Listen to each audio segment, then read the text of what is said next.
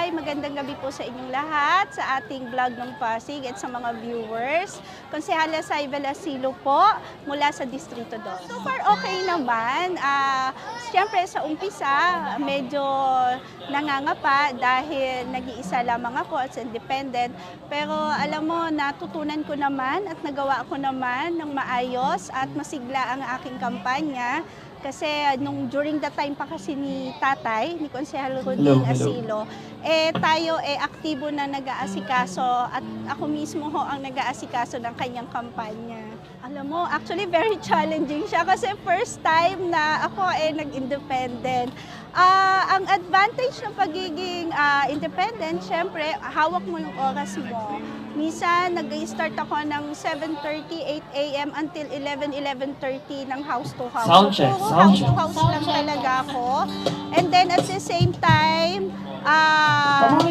hindi ko na kailangan mag-set pa ng mga caucus, mga mini caucus. Although yun lang nga, isa sa disadvantage, nahihiya akong mag-invite ng mga caucus kasi mag-i-invite ako tapos ako lang mag-isa ang magsasalita. Pero very warm naman ang mga presidente. Minsan after the house to house, automatic kahit mga 20, 30 na grupo lang, pinagsasalita na nila ko at nagpapasalamat ko talaga ako sa mga presidente ng samahan. Alam mo, from the start naman, magpo 4 years na kasing wala ang tatay ko, but still, present pa rin siya sa puso namin, sa damdamin namin. Sa lahat ng naiikutan ko, na house to house ko, lagi nilang nire-remind kung gaano ang tulong na naiabot ni Konsehal Roding sa kanila.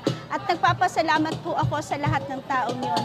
Siyempre alam ko, kahit wala na si tatay, guided pa rin kami at sinusunod ko pa rin yung mga bagay na ibinibili niya sa amin. Kung paano ang pagtangkilik niya sa tao, pag-aasikaso sa mga tao, kung ano ang kanyang panuntunan at paniniwala when it comes to politics. Yun ang sinusunod namin ng buong pamilya. Bakit po karapat-dapat na iboto ang isang Saibel Asilo? Siguro, dahil unang-una ako from pinagbuhatan. Sa pinagbuhatan, nag-iisa lamang ho kasi akong tumatakbong konsehal ng lungsod ng Pasig.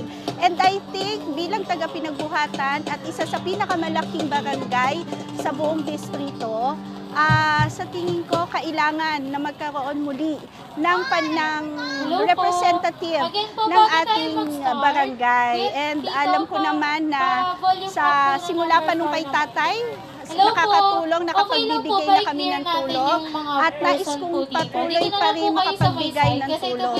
Kung hindi ko man kaya ang tulong, humahanap ako ng mga tao na maaari kong makasama at makapagdagdag at makapagbigay tulong dito sa Pasig. Kaya nga, yan kasama ko ang Kapuso Party List. Ayan, so sa mga kapwa ko Pasigueño, maraming salamat po.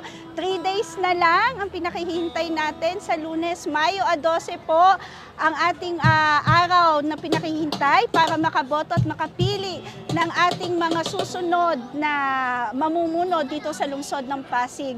Ako naman po, si Konsehala Saibel Asilo ay nandito at humihiling na sana po sa 6 na inyong pagpipilian na konsehal. Sana po mapusuan niyo po ako. Number 4 po sa balota, Konsehala Saibel Asilo po. Maraming salamat.